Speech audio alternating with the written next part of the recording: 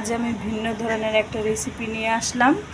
এখানে ডিম, টমেটো, আলু, মুসুরি ডাল, মুগ ডাল, পেঁয়াজ কুচি, কড়াইতে তেল দিয়ে পেঁয়াজ কুচি দিয়ে দিলাম, লবণ দিয়ে দিলাম, ডিম ভেজে নিলাম, আদা রসুন ধনিয়া জিরা একসাথে বাটা ওগুলো দিয়ে দিলাম, মরিচ, হলুদের গুঁড়া, পানি দিয়ে এগুলো কষাইয়ে নিব, আলুগুলো ভেজে নিব, আলুগুলো দিয়ে দিলাম, আলুগুলো দিয়ে দিলাম, টমেটো দিয়ে দিলাম, এগুলো সব কষাইয়া নিব।